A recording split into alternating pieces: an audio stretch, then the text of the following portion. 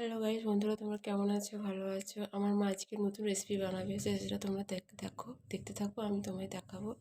তো চলো দেখতে থাকো। তো প্রথমে আমার মা কড়াইতে তেল দিয়ে দিয়েছে, তারপরে কলাই ডাল দিয়ে দিয়েছে, তারপরে কারি পাতা দিয়েছে। তো এই দেখ কারি পাতা দিয়ে দিয়েছে। তো এইভাবে নাড়াচাড়া করতে হবে একটুখানি। তারপরে মা সুজি দিয়ে দিল 1 কাপের মতো, 1 কাপের মতোই হবে। তো সুজিটা দিয়ে ভালো করে নাড়াচাড়া করছি আমার মা। আমি এদিক দিয়ে ক্যামেরাটা করছি। তো মা একটা নতুন রেসিপি বানাচ্ছে বলে তাই আমি ভিডিওটা করলাম। তো তার মধ্যে দিয়ে দিয়ে দেখো ওই টমেটো কুচি দিয়ে দিল। টমেটো কুচি দিয়ে ভালো করে নাড়াচাড়া করছি, দেখো তোমরা দেখতে থাকো।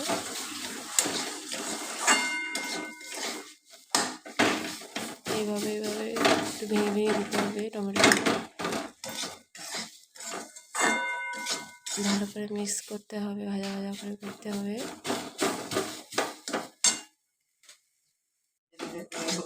তো হয়ে এসেছে প্রায়, দেখো। তো আর একটু তেল লাগবে, দিয়ে দিয়েছে। তো সেটাকে আবার ভালো করে নাড়াচাড়া করছে। টমেটোগুলো ভেঙে দিতে হবে, দেখো সুন্দর হয়ে আসছে কালারটা।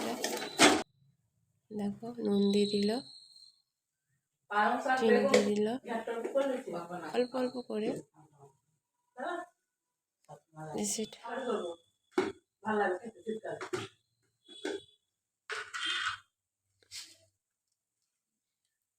এরপরে হালকা আবার একটু চিনি দিয়ে দিয়েছি, ভালো করে নাড়াচাড়া করে নিচ্ছে। এরপরে দেখো কত সুন্দর কালারটা হয়ে গেছে। আবার একটুখানি দিল চিনি, মিষ্টি মিষ্টি নুন ঝাল হবে জিনিসটা খেতে। ওইভাবে নাড়াচাড়া হয়ে গেছে, দেখো অল্প অল্প করে জল দিতে হবে, জল দিয়ে ভালো করে নাড়াচাড়া করতে হবে।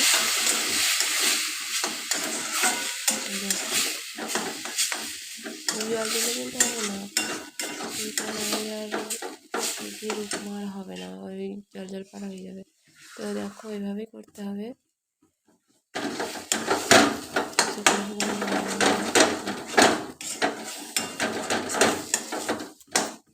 আবার একটু জল দিতে হবে, দিয়েছে।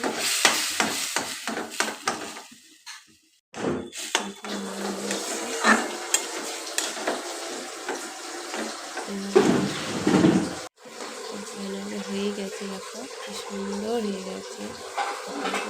ভালো হবে।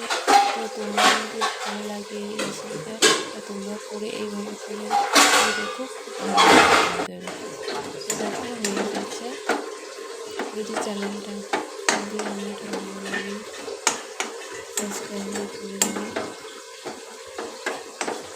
লাইক করুন। আমাদের ভালোবাসা পেলে এগিয়ে যেতে পারবে এইভাবে অল্প অল্প করে। তো দেখো হয়ে গেছে, দেখো দিয়ে দিলে চিনি।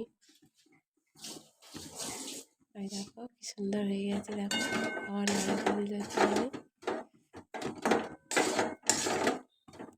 তাই হয়ে এসেছে।